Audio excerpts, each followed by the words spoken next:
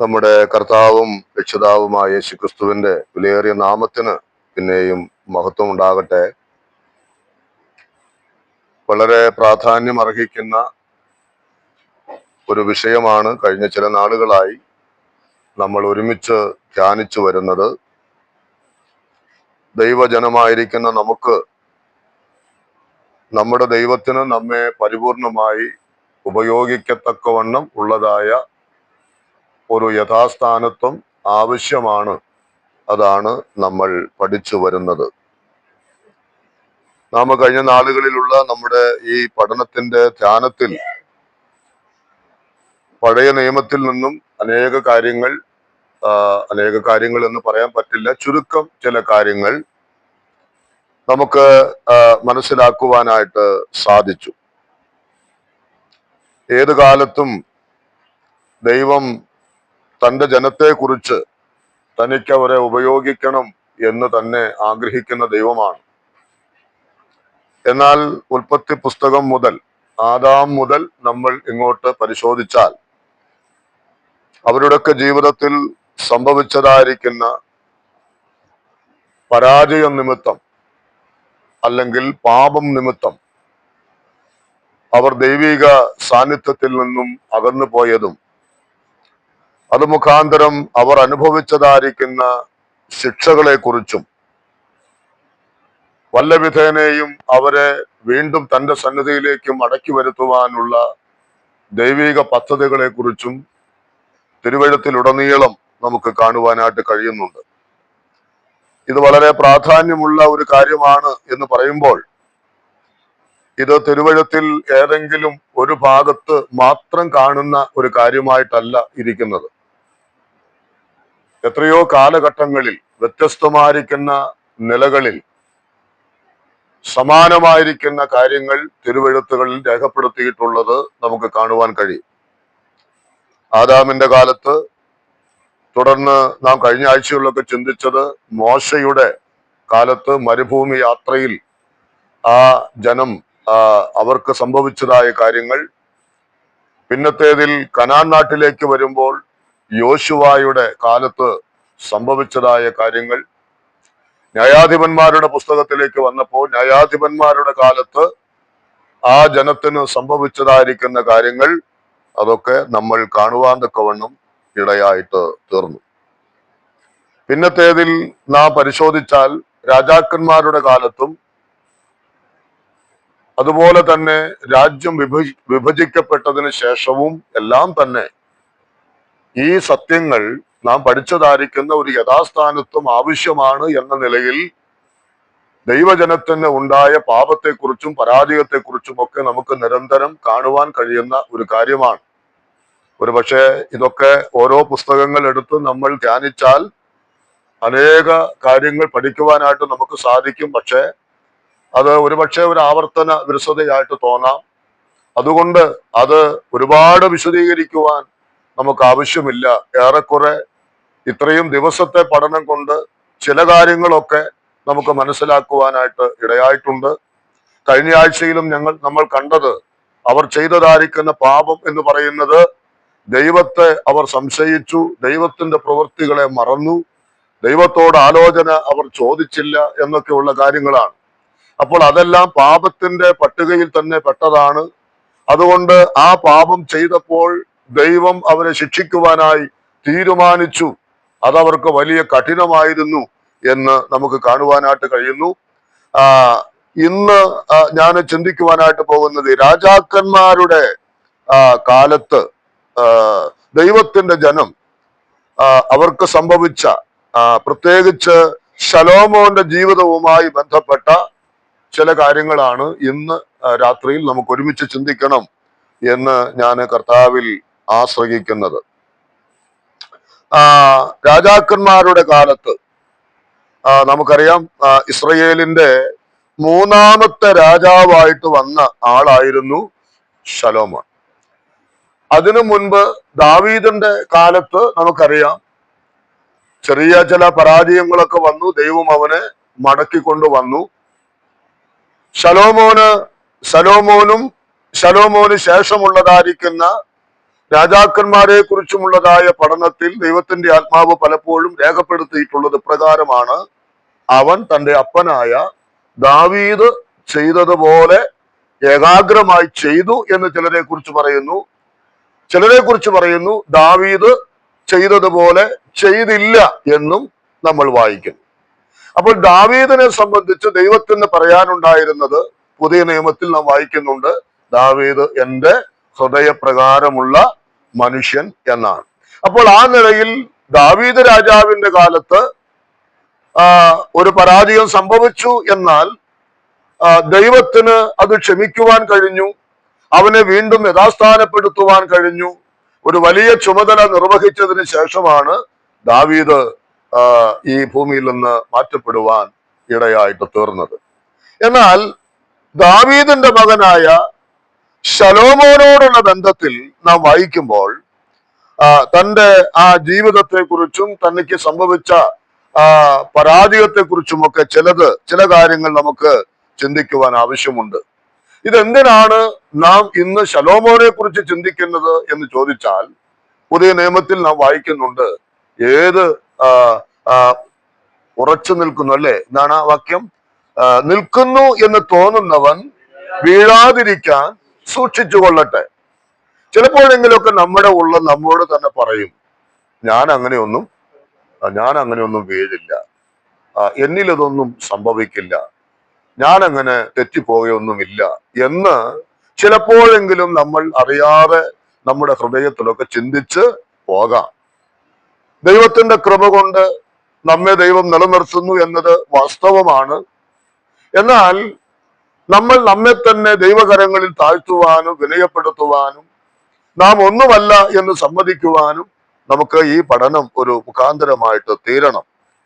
ഈ ശലോമോനെ കുറിച്ചുള്ളതായ ചില കാര്യങ്ങൾ ഇന്ന് നമുക്ക് ഒന്ന് ഓടിച്ചു നോക്കാം. 1 രാജാക്കന്മാരുടെ പുസ്തകം 1-ാം അധ്യായത്തിന്റെ 38-ാമത്തെ വാക്യം. 1 രാജാക്കന്മാർ 1-ാം അധ്യായത്തിന്റെ 38-ാമത്തെ വാക്യത്തിൽ നാം വായിക്കുന്നത് 38. അങ്ങനെ സാദോക്ക് പുരോഹിതനും നാഥാൻ പ്രവാചകനും യഹോയാദയുടെ മകനായ ബനയാവും പ്ലേത്യരും ചെന്ന് ദാവീദ് രാജാവിന്റെ കോവർ കഴുതപ്പുറത്ത് ശലോമോനെ കയറ്റി ഗീഹോനിലേക്ക് കൊണ്ടുപോയി. സാദോക്ക് പുരോഹിതൻ തൃക്കൂടാരത്തിൽ നിന്ന് തൈലക്കൊമ്പ് കൊണ്ടുചെന്ന് ശലോമോനെ അഭിഷേകം ചെയ്തു. ശലോമോനെ അഭിഷേകം ചെയ്യുന്ന കാര്യത്തിൽ നമുക്കറിയാം, ദൈവം ദാവീദിന് നൽകിയ ഒരു വാക്കായിരുന്നു, അല്ലെ? നീ എന്റെ പ്രമാണങ്ങളെ അനുസരിച്ച് നടന്നാൽ നിന്റെ സന്തതിക്ക് നിന്റെ ശേഷം അവകാശം, രാജഭരണം നൽകും. അത് ദൈവം ദാവീദിന് നൽകിയ ഒരു വലിയ വാക്തത്വമായിരുന്നു. ആ വാക്തത്വത്തിന്റെ നിവർത്തിയാണ് ഇവിടെ നമ്മൾ കാണുന്നത്. ദാവീദിന്റെ മകനായ ശലോമോന് അവിടെ നാം വായിക്കുന്നത് പുരോഹിതനാലും അതുപോലെ പ്രവാചകനാലും ദൈവം ദാവീദിനെ എന്ത് ചെയ്തു? അഭിഷേകം ചെയ്ത് അവനെ ഇസ്രയേലിന്റെ 3-ാമത്തെ രാജാവാക്കി മാറ്റി എന്നുള്ളത് നാം വായിക്കുന്നു. 2-ാം അധ്യായം 1 രാജാക്കന്മാർ 2-ാം അധ്യായം 12-ാമത്തെ വാക്യം നമ്മൾ വായിക്കുമ്പോൾ അതിന്റെ 2-ാം അധ്യായം 12-ാമത്തെ വാക്യം, ശലോമോൻ തന്റെ അപ്പനായ ദാവീദിന്റെ സിംഹാസനത്തിൽ ഇരുന്നു, അവന്റെ രാജ്യത്വം ഏറ്റവും സ്ഥിരമായി വന്നു. അപ്പൊ ദൈവം അവന് നൽകിയ ആ രാജ്യത്വം അതവന് സ്ഥിരമായിട്ട് നൽകി. 2 ദിനവൃത്താന്തം 1-ാം അധ്യായത്തിന്റെ അതിന്റെ 1-ാമത്തെ വാക്യം നമ്മൾ വായിക്കുമ്പോൾ, ദാവീദിന്റെ മകനായ ശലോമോൻ തന്റെ രാജ്യത്വത്തിൽ സ്ഥിരപ്പെട്ടു, അവന്റെ ദൈവമായ യഹോവ അവനോട് കൂടെ ഇരുന്ന് അവനെ അത്യന്തം മഹത്വപ്പെടുത്തി. അപ്പൊ രാജാവായിട്ട് തീർന്ന ശലോമോൻ, അവനെ ദൈവം എന്ത് ചെയ്തു? അവനെ ഏറ്റവും മഹത്വപ്പെടുത്തി. അപ്പൊ ഇതൊക്കെ നാം ഈ ഓരോ വാക്യങ്ങൾ ഞാൻ അങ്ങ് ഓടിച്ച് പറഞ്ഞു പോകുമ്പോ നമ്മൾ കരുതേണ്ടതായ കാര്യം, ദൈവം ഒരു വ്യക്തിയെ മാനിച്ച് അവനെ വളർത്തുന്നത് എത്രയോ ഔന്നത്യത്തിലാണ്. നമ്മോടുള്ള ബന്ധത്തിലും ഇതെല്ലാം ആപ്റ്റായിരിക്കുന്ന ഒന്നാണ് എന്നുള്ളത് നമ്മൾ മനസ്സിലാക്കണം. നമ്മെയും ദൈവം എന്താ ചെയ്തത്? രാജകീയ പുരോഹിത വർഗമാക്കി നമ്മെയും അവൻ തീർത്തു. ഏറ്റവും ഉന്നതമായ ഒരു പദവിയാണ് ദൈവം നമുക്കും തന്നിട്ടുള്ളത് എന്നുള്ളത് ഈ വേദവാക്യങ്ങളൊക്കെ വായിക്കുമ്പോൾ നാം മനസ്സിലാക്കേണ്ട കാര്യമാണ്. ഇനി 2 ദിനവൃത്താന്ത പുസ്തകം 4-ാം അധ്യായത്തിന്റെ 2 ദിനവൃത്താന്തം 4-ാം അധ്യായത്തിന്റെ 1 രാജാക്കന്മാർ 4-ാം അധ്യായം 1 രാജാക്കന്മാർ 4-ാം അധ്യായത്തിന്റെ 29 മുതൽ 34 വരെയുള്ള വാക്യങ്ങൾ നമ്മൾ വായിക്കുമ്പോൾ അതിൽ 29-ാമത്തെ വാക്യം മാത്രം വായിക്കാം. ദൈവം ശലോമോന് ഏറ്റവും വളരെ ജ്ഞാനവും ബുദ്ധിയും കടൽക്കരയിലെ മണൽ പോലെ ഹൃദയ വിശാലതയും നൽകി. അതിന്റെ ഈ 32-ാം വാക്യം, അവൻ 3000 സദൃശ്യവാക്യം പറഞ്ഞു, അവന്റെ ഗീതങ്ങൾ 1005 ആയിരുന്നു. ദൈവം അവന് കൊടുത്തതായിരിക്കുന്ന ജ്ഞാനം, അതിന്റെ വിശേഷത 33-ൽ വായിക്കുന്നുണ്ട്. ദേവദാരു മുതൽ ചുവരിന്മേൽ മുളയ്ക്കുന്ന ഈസോപ്പ് വരെയുള്ള വൃക്ഷലതാദികളെ കുറിച്ചും മൃഗം, പക്ഷി, ഇടജാതി, മത്സ്യം എന്നിവയെ കുറിച്ചും അവൻ പ്രസ്താവിച്ചു എന്ന് പറഞ്ഞ് ശലോമോന് ദൈവം നൽകിയ ജ്ഞാനം ഉപയോഗിച്ച് അവൻ അറിയാൻ പാടില്ലാത്തതായി പ്രപഞ്ചത്തിൽ ഒന്നും ഉണ്ടായിരുന്നില്ല. നമുക്കെന്തറിയാം അല്ലെ? നമുക്കൊന്നും അറിയില്ല. ദൈവം എന്തെങ്കിലും പറഞ്ഞു തന്ന അത് നമുക്കറിയാം. ദൈവം ഇതേ കഴിവ് തന്നെയാണ് ശലോമോന് കൊടുത്തത്.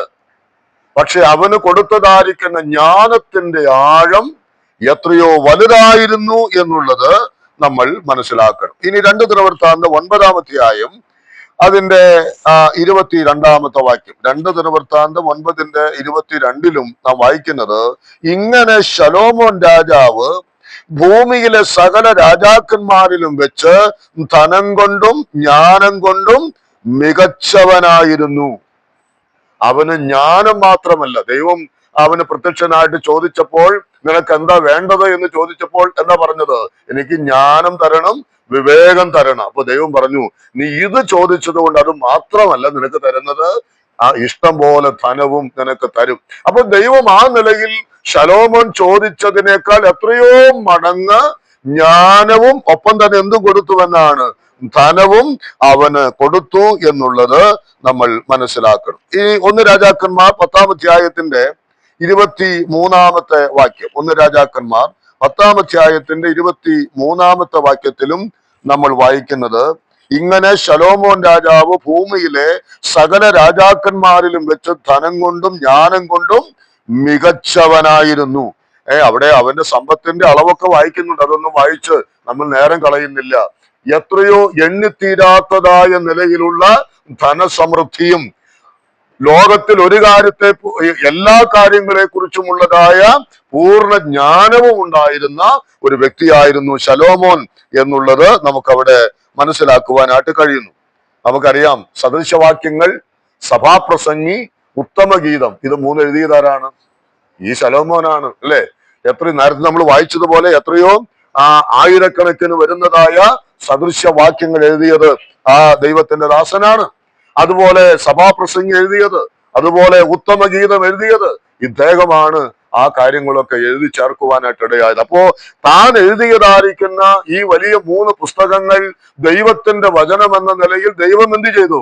അത് അംഗീകരിച്ച് തന്റെ ജനത്തിന് നൽകി. അപ്പോൾ എത്രത്തോളം ആ മനുഷ്യനെ ദൈവം മാനിച്ചിരുന്നു എന്നുള്ളത് നമുക്ക് കാണുവാനായിട്ട് കഴിയും. അതിനേക്കാൾ മറ്റൊരു കാര്യവും കൂടെ ഉള്ളത് നമുക്കറിയാം. യെരൂശലേം ദേവാലയം അല്ലെ, മറ്റാരും പണിതതിനേക്കാൾ അല്ല, ഇതുപോലെ ഒന്ന് പണിയാൻ വേറെ ഇതുവരെയും ആർക്കും കഴിയാതെ വണ്ണം എത്രയോ വർഷങ്ങൾ കൊണ്ട് എത്രയോ മനോഹരമായിട്ടാണ് ദൈവത്തിന്റെ ആലയം താന് പണിയുവാനിടയായത്.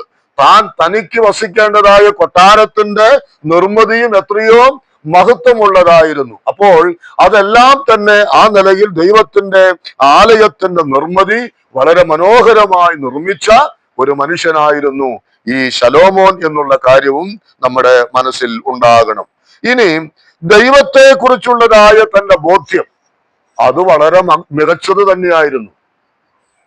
ഇതൊക്കെ അറിയുമ്പോഴാണ് ഈ മനുഷ്യനാണോ വീണുപോയതെന്ന് ചിന്തിക്കുന്നത്. ദൈവത്തെ കുറിച്ചുള്ളതായ തന്റെ ബോധ്യം 1 രാജാക്കന്മാരുടെ പുസ്തകം 8-ാം അധ്യായത്തിന്റെ അതിന്റെ 27-ാമത്തെ വാക്യം, 1 രാജാക്കന്മാർ 8-ാം അധ്യായത്തിന്റെ 27-ൽ, എന്നാൽ ദൈവം യഥാർത്ഥമായി ഭൂമിയിൽ വസിക്കുമോ?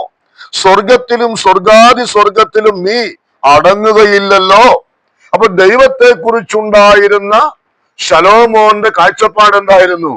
ഞാൻ ഈ പണിയുന്ന ആലയത്തിലും അതൊന്നും ഒന്നുമേ അല്ല.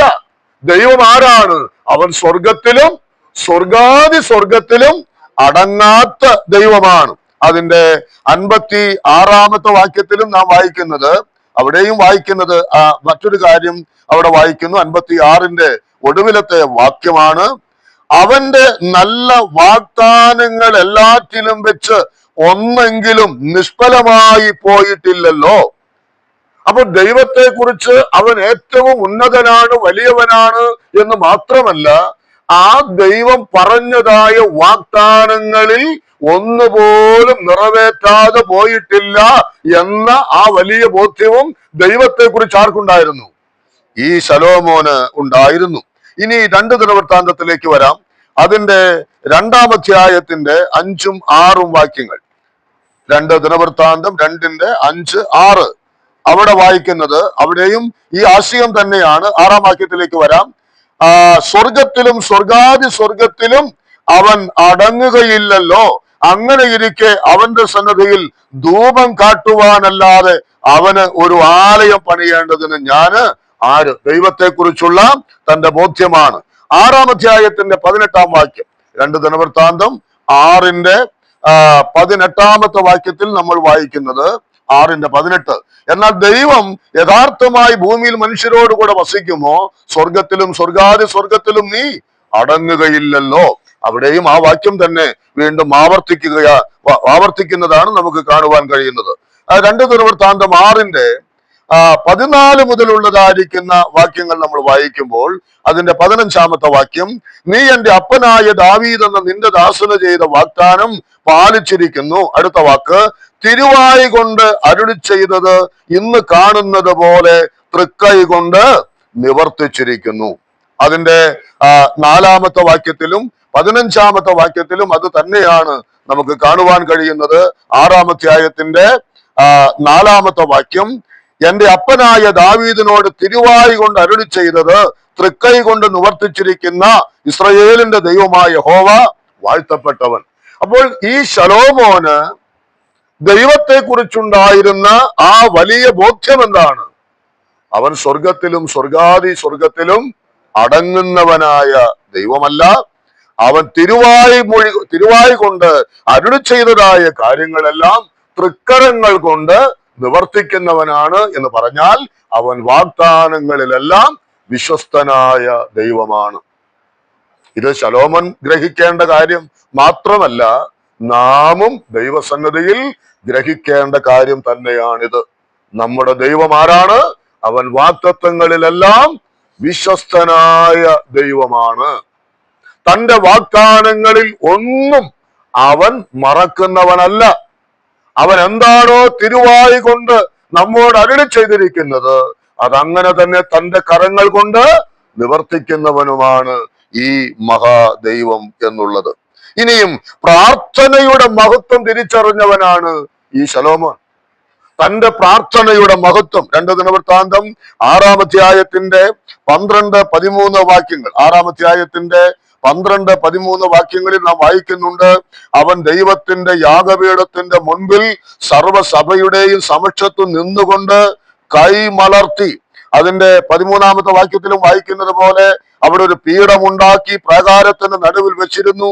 അതിലവൻ കയറി നിന്ന് ഇസ്രായേലിന്റെ സർവ്വസഭയ്ക്ക് മുമ്പാകെ മുട്ടുകുത്തി ആകാശത്തേക്ക് കൈ മലർത്തി പറഞ്ഞതെന്തെന്നാൽ, അപ്പോൾ ദൈവത്തിന്റെ മുൻപാകെ സർവജനത്തിന്റെയും മുൻപാകെ മുഴങ്കാലുകളെ മടക്കി തന്റെ 2 കരങ്ങളെയും സ്വർഗത്തിലേക്ക് ഉയർത്തി പ്രാർത്ഥിക്കുന്ന ശലോമോനെയാണ് നമുക്ക് കാണുവാൻ കഴിയുന്നത്. ഇത് രാജാക്കന്മാരുടെ പുസ്തകത്തിലും ദിനവൃത്താന്ത പുസ്തകത്തിൽ നമ്മൾ വായിച്ചാൽ തന്റെ പ്രാർത്ഥനയുടെ മഹത്വം നമുക്ക് കാണുവാനായിട്ട് സാധിക്കും. അപ്പോൾ ആ നിലയിൽ പ്രാർത്ഥിക്കേണ്ടതിന്റെ ആവശ്യകത തിരിച്ചറിഞ്ഞ ദൈവഭക്തനായിരുന്നു ഈ ശലോമോൻ എന്നുള്ളതും നമുക്ക് കാണുവാനായിട്ട് കഴിയുന്നു. മാത്രമല്ല, ദൈവത്തിന്റെ പ്രത്യക്ഷത അനുഭവിച്ചവനായിരുന്നു ഈ ശലോമോൻ. ദൈവികമായ പ്രത്യക്ഷത ജീവിതത്തിൽ അനുഭവിച്ചറിഞ്ഞവൻ. ഒന്നാമത്തെ 2 പ്രാവശ്യമാണ് ദൈവം ശലോമോന് പ്രത്യക്ഷനായത്. ഒന്നാമത്തെ പ്രത്യക്ഷത ഒന്ന് രാജാക്കന്മാർ 3-ാം അധ്യായത്തിന്റെ 5-ാമത്തെ വാക്യം വായിക്കുമ്പോൾ നമുക്ക് അവിടെ കാണുവാൻ കഴിയുന്നു. 3-ാം അധ്യായത്തിന്റെ 5-ാമത്തെ വാക്യം. ഗിബയോനിൽ വെച്ച് യഹോവ രാത്രിയിൽ ശലോമോന് പ്രത്യക്ഷനായി. 2 ദിനവൃത്താന്തം 1:7 അത് തന്നെ നമുക്ക് കാണുവാൻ കഴിയുന്നു. അന്ന് രാത്രി ദൈവം ശലോമോന് പ്രത്യക്ഷനായി അവനോട്. അത് ആലയ നിർമ്മിതിക്ക് മുൻപ് ഉണ്ടായിരുന്ന പ്രത്യക്ഷതയെ കുറിച്ചാണ് നമ്മൾ അവിടെ വായിക്കുന്നത്. ഇനി 2-ാമത്തെ പ്രത്യക്ഷത ആലയ നിർമ്മാണത്തിന് ശേഷമുള്ളതായ പ്രത്യക്ഷതയാണ്.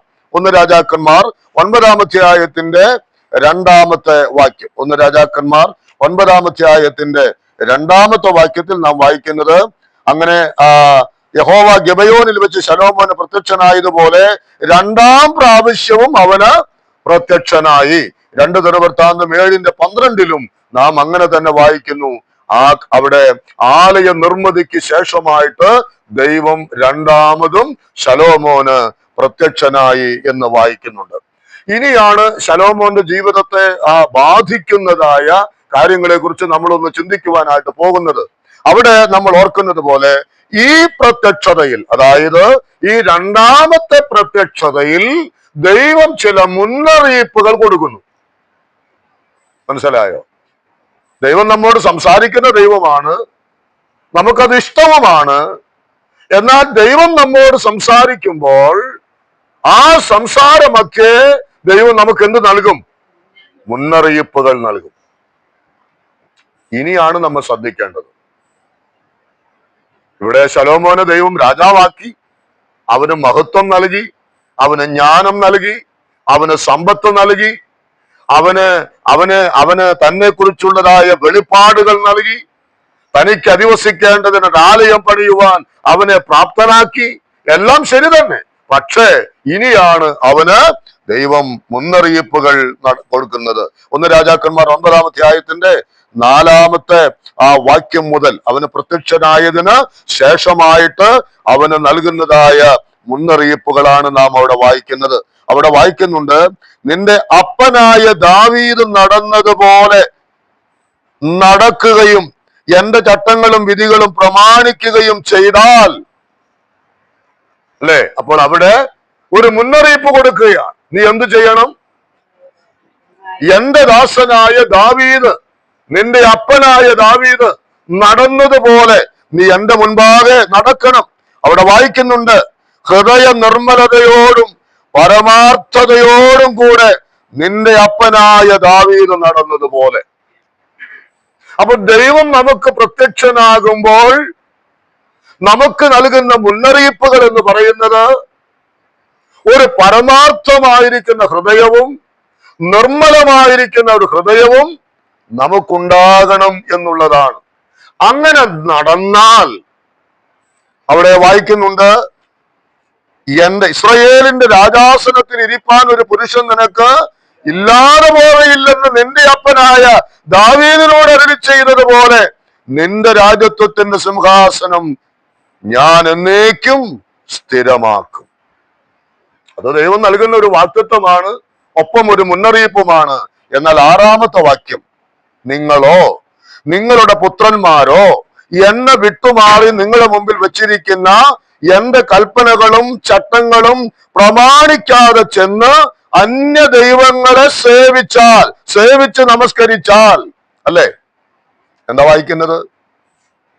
അല്ല എങ്കിൽ 7-ാമത്തെ വാക്യത്തിൽ നാം വായിക്കുന്നു, ദേശത്ത് നിന്ന് അവരെ പറിച്ചു കളയും. ഈ ആലയത്തെ ഞാൻ എന്റെ മുൻപിൽ നിന്ന് നീക്കിക്കളയും.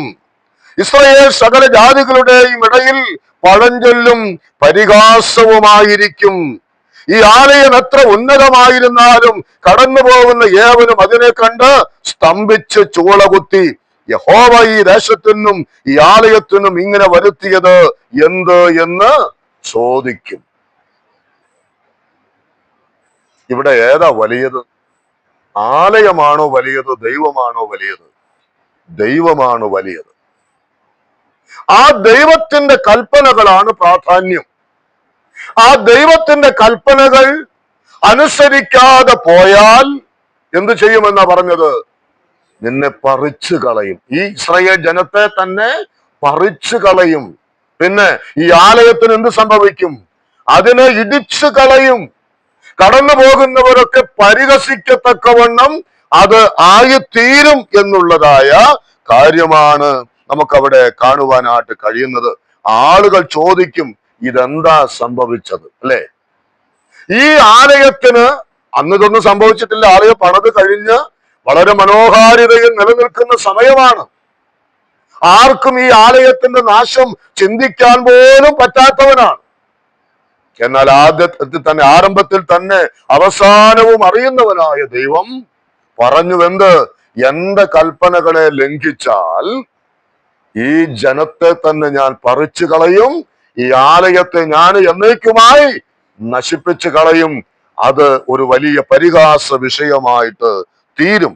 അതിന്റെ 9-ാമത്തെ വാക്യത്തിലേക്ക് വരുമ്പോൾ ഒരു വാക്ക് അവിടെ വായിക്കുന്നത് യഹോവ, അതിന്റെ അവിടെ വായിക്കുന്ന യഹോവ ഈ അനർത്ഥമൊക്കെയും അവർക്ക് വരുത്തിയിരിക്കുന്നു. അവിടെ അനർത്ഥം എന്ന് പറഞ്ഞത് എന്താണ്? ഈ അനർത്ഥമൊക്കെയും അവർക്ക് വരുത്തും. ഏതാ അനർത്ഥം? ഇസ്രയേലിനെ പറിച്ചു മാറ്റും, ആലയത്തെ നിർമൂലമാക്കും, ജാതികളുടെ മധ്യത്തിൽ അതിനെ പരിഹാസ വിഷയമാക്കും. ഞാൻ അങ്ങനെ ഓർത്തു, ഇതിനേക്കാൾ വലിയ അനർത്ഥം എന്താ ദൈവജനത്തിന് സംഭവിക്കാനുള്ളത്? നമുക്കൊരു രോഗം വന്നാൽ നമ്മൾ പറയും അതൊരു അനർത്ഥമാണ്. ഒരു അപകടമുണ്ടായാൽ നമ്മൾ അതിനെ അനർത്ഥമെന്ന് വിളിക്കും. ഒരു മരണം സംഭവിച്ചാൽ അനർത്ഥമെന്ന് നമ്മൾ പറയും. എന്നാൽ ദൈവവചനത്തിലേക്ക് നാം നോക്കുമ്പോൾ യഥാർത്ഥത്തിൽ ദൈവജനത്തിന് അനർത്ഥം ഭവിച്ചു എന്ന് പറഞ്ഞാൽ അതിന്റെ അർത്ഥം എന്താണ്? ദൈവം അവർക്ക് നൽകിയതായിരിക്കുന്ന ആ സ്ഥാനത്ത് നിന്ന് അവർ എന്നേക്കുമായി മാറ്റപ്പെട്ടു പോകുന്നു. ജാതികളുടെ മധ്യത്തിൽ അവർ പരിഹാസ വിഷയമായി തീരുന്നു. ദൈവകൽപ്പനകൾ നാമും ലംഘിക്കുമ്പോൾ നമുക്കും ഉണ്ടാകാൻ പോകുന്ന ഭവിഷ്യത്ത് ഇത് തന്നെയാണ്. അപ്പൊ ദൈവവചനത്തോട് എന്തുമാത്രം കൂറ് നമ്മൾ പുലർത്തണം. നമ്മുടെ ദൈനംദിനമായ ജീവിതത്തിൽ അവന്റെ വചനങ്ങളെ എത്രമാത്രം നമ്മൾ പ്രമാണിക്കണം എന്നുള്ളതിന്റെ മുന്നറിയിപ്പാണ് ശലോമോനെ കുറിച്ചുള്ളതായിരിക്കുന്ന ഈ വാക്കുകൾ നമുക്ക് കാണുവാനായിട്ട് കഴിയുന്നത്. 2 ദിനവൃത്താന്ത പുസ്തകം 7-ാം അധ്യായം അതിന്റെ 17 മുതൽ 22 വരെയുള്ള വാക്യങ്ങളിലും ഇതേ കാര്യം തന്നെയാണ് അവിടെ രേഖപ്പെടുത്തിയിട്ടുള്ളത്. അപ്പോൾ 2-ാമത്തെ പ്രത്യക്ഷതയിൽ ശലോമോന് ഈ മുന്നറിയിപ്പുകളൊക്കെ ദൈവം നൽകി. നമുക്കും ദൈവം ഓരോരോ സന്ദേശങ്ങളിൽ കൂടെ മുന്നറിയിപ്പുകളൊക്കെ നൽകുന്നത് പോലെ തന്നെ 1 രാജാക്കന്മാർ 11-ാം അധ്യായത്തിന്റെ 1-ാമത്തെ വാക്യം അവിടെ നമ്മൾ വായിക്കുന്നുണ്ട്. അന്യജാതിക്കാരികളായ അനേക സ്ത്രീകളെയും ഈ ശലോമോൻ സ്നേഹിച്ചു. നിങ്ങൾക്ക് അവരോട് കൂടിക്കലർച്ച അരുത്, അവർക്ക് നിങ്ങളോടും കൂടിക്കലർച്ച അരുത്. അവർ നിങ്ങളുടെ ഹൃദയത്തെ തങ്ങളുടെ ദേവന്മാരിലേക്ക് വശീകരിച്ച് കളയുമെന്ന് യഹോവ ഇസ്രായേൽ മക്കളോട് അരുളി ചെയ്ത അന്യജാതികളിൽ നിന്നുള്ളവരെ തന്നെ. എന്താ ശലോമോന് പറ്റിയത്? അവൻ ആരായിരുന്നു അല്ലേ? അവൻ ആരായിരുന്നു? നമ്മൾ ആ ഓരോ വാക്കുകൾ വായിച്ചു. അവന് എത്രത്തോളം ദൈവം അവനെ മാനിക്കാമോ, എത്രത്തോളം അവനെ ഉയർത്താമോ, ആ നിലയിലെല്ലാം ദൈവം അവനെ മാനിക്കുകയും ഉയർത്തുകയും ചെയ്തു. പോരാഞ്ഞിട്ട് അവന് മുന്നറിയിപ്പ് നൽകി. എന്ത് ചെയ്യരുത്? എന്റെ കൽപ്പനകളെ നീ ഒരു കാലത്തും ലംഘിക്കരുത്, എന്റെ വചനങ്ങളെ നീ പ്രമാണിക്കണം.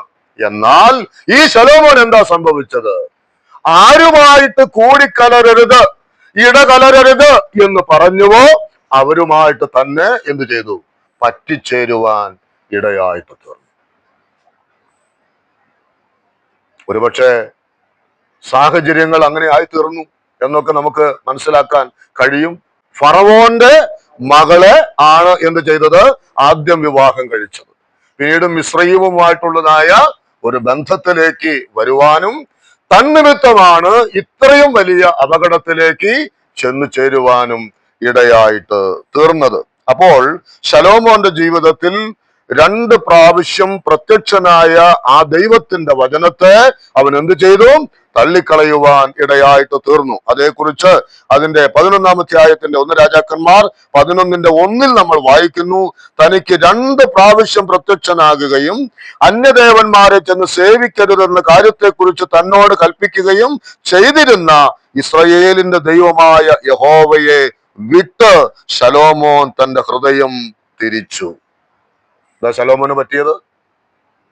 ആ ശലോമോൻ ദൈവത്തിൽ നിന്നും എന്ത് ചെയ്തുവെന്നാണ്? യഹോവയെ വിട്ട് ശലോമോന്റെ ഹൃദയം തിരിച്ചു. ഒരിക്കലും സംഭവിക്കാൻ പാടില്ലാത്ത ഒരു കാര്യം അല്ലെ? ശലോമോന്റെ ജീവിതത്തിൽ ഇങ്ങനെ സംഭവിക്കുമോ? അത് സംഭവിച്ചു. നാമും ചിന്തിക്കണം. നമ്മൾ വീഴില്ല, തകരില്ല എന്നൊക്കെ നമ്മൾ കരുതുമ്പോൾ നിൽക്കുന്നു എന്ന് തോന്നുന്നവൻ വീഴാതിരിക്കുവാൻ നാം വളരെ ശ്രദ്ധിക്കണം. ഇവിടെ ശലോമോൻ തന്റെ ഹൃദയം ആ ദൈവത്തിൽ നിന്നും അകന്ന് പോകുവാൻ തക്കവണ്ണം ഇടയായിട്ട് തീർന്നു. അതിന്റെ 4-ാമത്തെ വാക്യത്തിൽ നമ്മൾ വായിക്കുന്നത്, അവന്റെ ഹൃദയം അവന്റെ അപ്പനായ ദാവീദിന്റെ ഹൃദയം പോലെ തന്റെ ദൈവമായ യഹോവയെങ്കിൽ ഏകാഗ്രമായിരുന്നില്ല. ദാവീദിനെ കുറിച്ച് എന്താ നമ്മൾ വായിച്ചത്? അവന്റെ ഹൃദയം തന്റെ ദൈവമായിരിക്കുന്ന യഹോവയെങ്കിൽ ഏകാഗ്രമായിരുന്നു. എന്നാൽ ശലോമോന് അത് സാധിച്ചില്ല. 6-ാമത്തെ വാക്യം, ദാവീദിനെ പോലെ യഹോവയെ പൂർണ്ണമായി അവൻ അനുസരിച്ചില്ല. ദാവീദ് പൂർണ്ണമായിട്ട് ദൈവത്തെ അനുസരിച്ചു, എന്നാൽ ശലോമോന്റെ ജീവിതത്തിൽ എന്തുണ്ടായില്ല? പൂർണ്ണമായിട്ട് ദൈവത്തെ അനുസരിച്ചില്ല. അങ്ങനെ ശലോമോൻ യഹോവയ്ക്ക് അനിഷ്ടമായുള്ളത് ചെയ്തു എന്നാണ് നമ്മൾ വായിക്കുന്നത്. നാം ന്യായാധിപന്മാരുടെ പുസ്തകം വായിച്ചപ്പോൾ ദൈവം അവരെ ശിക്ഷിച്ചതിന് കാരണമായിട്ട് നാം വായിക്കുന്ന ഏത് വേദഭാഗത്തിന്റെയും മുൻപ് രേഖപ്പെടുത്തിയിരിക്കുന്നത് എന്താണ്? എന്നാൽ ഇസ്രായേൽ യഹോവയ്ക്ക് അനിഷ്ടമായത് ചെയ്തു. യഹോവയ്ക്ക് അനിഷ്ടമായുള്ളത് ചെയ്താൽ ദൈവം തന്റെ കോപം അത് നിവർത്തിക്കും എന്നുള്ളതിന് നമുക്ക് യാതൊരു തർക്കവുമില്ല. അനുസരിച്ചില്ല മാത്രമല്ല, അതിന്റെ 7-ാമത്തെ വാക്യത്തിൽ വായിക്കുന്നുണ്ട്, അവൻ പൂജാഗിരികളെ പണിതു അവിടെ ദേവന്മാർക്ക് ധൂപം കാട്ടിപ്പോന്നു. ദൈവത്തെ കുറിച്ച് അവൻ എന്താ പറഞ്ഞത്? സ്വർഗത്തിലും സ്വർഗത്തിലും അടങ്ങാത്തവൻ എന്ന് പറഞ്ഞിരുന്ന ദൈവത്തെ കുറിച്ച് അങ്ങനെ മനസ്സിലാക്കിയിരുന്നവൻ ഇന്ന് തന്റെ കൈകൾ കൊണ്ട് മെനഞ്ഞുണ്ടാക്കിയ വിഗ്രഹത്തെ പ്രതിഷ്ഠിക്കുവാനും അതിന്റെ മുൻപിൽ ആരാധന കഴിക്കുവാനും അവൻ തയ്യാറായി. എത്രയോ വലിയ അധപ്പതനമാണ് ശലോമോന്റെ ജീവിതത്തിൽ സംഭവിച്ചത് എന്നുള്ളത് നമ്മൾ തിരിച്ചറിയണം. അതിന്റെ 11-ാമത്തെ വാക്യത്തിൽ നമ്മൾ വായിക്കുന്നത് എന്താണ്? 11-ാം വാക്യത്തിൽ യഹോവ, അതിനെ 10-ന്റെ വായിക്കുന്ന യഹോവ അവനോട് കോപിച്ചിട്ട് പറയുകയാണ്, എന്റെ നിയമവും ഞാൻ നിന്നോട് കൽപ്പിച്ച കൽപ്പനകളും നീ പ്രമാണിച്ചില്ല എന്നുള്ള സംഗതി നിന്റെ പേരിൽ ഇരിക്ക കൊണ്ട് ഞാൻ രാജത്വം നിന്നിൽ നിന്ന് നിശ്ചയമായി പറിച്ച് നിന്റെ ദാസന് കൊടുക്കും. എന്തുകൊണ്ടാ കൊടുക്കും? അതിന്റെ 33-ാമത്തെ വാക്യത്തിൽ നമ്മൾ വായിക്കുന്നു, അവർ എന്നെ ഉപേക്ഷിച്ച് സീദോന്യ ദേവിയായ അസ്തുരത്തിനെയും മോവാബ്യ ദേവനായ കെമോഷിനെയും അമ്മോന്യ ദേവനായ മിൽക്കോമിനെയും നമസ്കരിക്കുകയും അവന്റെ അപ്പനായ ദാവീദ് എന്ന പോലെ എനിക്ക് പ്രസാദമായുള്ളത് ചെയ്യുവാനും എന്റെ ചട്ടങ്ങളും വിധികളും പ്രമാണിക്കാനും അവർ എന്റെ വഴികളിൽ നടക്കാതെ ഇരിക്കുകയും ചെയ്തത് കൊണ്ട് തന്നെ. ദൈവം എന്തുകൊണ്ട് അവന്റെ രാജ്യത്വത്തെ പറിച്ചു കളയുമെന്ന് പറഞ്ഞത്? ദൈവത്തിന്റെ നിയമം അവൻ പാലിച്ചില്ല എന്നത് കൊണ്ട് തന്നെ. അപ്പോൾ എത്രയോ ഔന്നത്യത്തിൽ നിന്നതായിരിക്കുന്ന ശലോമോൻ എത്രയോ അധപ്പതനത്തിലേക്കാണ് വീണത്. എന്താണ് അവന് സംഭവിച്ച കാര്യം? ജ്ഞാനമില്ലാഞ്ഞിട്ടല്ല, ധനമില്ലാഞ്ഞിട്ടല്ല, കെട്ടിടങ്ങളില്ലാഞ്ഞിട്ടല്ല, സൗകര്യങ്ങളില്ലാഞ്ഞിട്ടല്ല, പക്ഷേ വശീകരണത്താൽ, അല്ലേ? വശീകരണത്താൽ. നാം ആവർത്തന പുസ്തകം വായിക്കുമ്പോൾ അതൊക്കെ നമുക്ക് മനസ്സിലാക്കുവാൻ കഴിയുന്നുണ്ട്. നാം അത് യോശുവായുടെ പുസ്തകത്തിലും വായിക്കുന്നുണ്ട്. അതുപോലെ ന്യായാധിപന്മാരുടെ പുസ്തകത്തിലും വായിക്കുന്നുണ്ട്. അന്യജാതിക്കാരികളായ ഒരുത്തനുമായിട്ടോ ഒരുത്തിയുമായിട്ടോ എന്ത് ചെയ്യാൻ പാടില്ല? ഒരു ബന്ധവും പാടില്ല എന്നുള്ളത്. എന്നാൽ ഈ വലിയ ജ്ഞാനിയായ മനുഷ്യൻ തനിക്ക് എന്ത് സംഭവിച്ചു? ആ കാര്യത്തിൽ താൻ അമ്പേ പരാജയപ്പെട്ടു. ആ പരാജയം നാം അറിയുന്നത് പോലെ എന്താ സംഭവിച്ചത്? ഒന്നിച്ചു പോയിരുന്നതായ ഒരു രാജ്യത്തെ രണ്ടാക്കി. ഒരു വലിയ വിഭജനം അവിടെ നടന്നു. അപ്പൊ നമ്മിൽ സംഭവിക്കുന്നതായ പരാജയങ്ങൾ, നാം ചെയ്യുന്നതായ പാപങ്ങൾ, സാരമില്ല, ഇത് കുഴപ്പമില്ല എന്ന് നാം കാണുന്ന പല കാര്യങ്ങളും അനേക കുടുംബങ്ങളെ തകർക്കാൻ, സഭാബന്ധങ്ങളെ തകർക്കാൻ അതൊക്കെ കാരണമായിട്ട് തീരുന്നു. പ്രിയപ്പെട്ടവർ, ഇന്ന് ഈ നിലയിലുള്ളതായ കാര്യങ്ങൾ കൊണ്ട് തന്നെ എത്രയോ ഇടങ്ങളിൽ ദൈവത്തിന്റെ നാമം ദുഷിക്കപ്പെടുന്നു. അതുകൊണ്ട് നാം ഈ പഠനത്തിൽ ശ്രദ്ധിക്കണം. നാം നമ്മെ തന്നെ താഴ്ത്തുവാൻ ഇടയാകണം. നമ്മുടെ ജീവിതത്തിൽ അറിഞ്ഞോ അറിയാതെയോ ഏതെങ്കിലും തരത്തിലുള്ളതായ വശീകരണങ്ങൾ കടന്നു വരുമ്പോൾ ഓർക്കുക, ഞാൻ എൻ്റെ ദൈവത്തിന്റെ വകയാണ്, എൻ്റെ ദൈവത്തിന്റെ അഭിഷിക്തനാണ്, ദൈവത്തിന്റെ ആത്മാവ് എൻ്റെ മേലുണ്ട് എന്നതായ തികഞ്ഞ ബോധ്യത്തോടുകൂടെ ദൈവം തന്നതായ നന്മകളെ ഓർത്ത് ദൈവത്തിന് നന്ദി പറഞ്ഞുകൊണ്ട് ജീവിപ്പാൻ നമുക്ക് ധാരാളം ദൈവം കൃപ തരട്ടെ. ഇവിടെയാണ് ഒരു യഥാസ്ഥാനത്വം ആവശ്യമാണ് എന്ന നിലയിലേക്ക് വരുവാൻ ഇടയാകുന്നത്. ഇവിടെ ശലോമോന് മാത്രമല്ല, അന്നുണ്ടായിരുന്ന ഇസ്രായേൽ ജനത്തിനും ഒരു യഥാസ്ഥാനത്വത്തിലേക്ക് വരേണ്ടതായ ആവശ്യം കടന്നു വരുവാൻ തക്കവണ്ണം ഇടയായിട്ട് തീർന്നു. ചില ദൈവഭക്തന്മാരൊക്കെ പറഞ്ഞ് കേൾക്കാറുണ്ട്, ശലോമോൻ തന്റെ ഒടുവിലത്തെ നാളിൽ ഇതെല്ലാം വിട്ട് ദൈവത്തിങ്കലേക്ക് തിരിഞ്ഞു വന്നു എന്നുള്ളതാണ് ചിലരൊക്കെ പറഞ്ഞു കേട്ടിട്ടുള്ളത്. ദൈവവചനത്തിൽ അതിന് വ്യക്തമായിരിക്കുന്ന തെളിവുകൾ നമുക്ക് കാണാനും കഴിയുന്നില്ല. എന്നാൽ ദൈവം അവനെ മടക്കി വരുത്തി എന്ന് നമുക്ക് കരുതാം. ദൈവം നമ്മെ സഹായിക്കട്ടെ. വരുന്ന ദിവസങ്ങളിൽ ഇങ്ങനെയുള്ളതായിരിക്കുന്ന ആ വേളകളിൽ ദൈവത്തിന്റെ ദാസന്മാരായിരുന്ന ദൈവത്തിന്റെ പ്രവാചകന്മാരെ ദൈവം എങ്ങനെ ഉപയോഗിച്ചു എന്നുള്ള കാര്യം നമുക്ക് വരുന്ന ദിവസങ്ങളിൽ ധ്യാനിക്കുവാനും പഠിക്കുവാനും ദൈവത്തിന്റെ ആത്മാവ് നമ്മെ സഹായിക്കട്ടെ. നമുക്ക് ദൈവസന്നദ്ധയിൽ ഇപ്പോൾ പ്രാർത്ഥിക്കാം.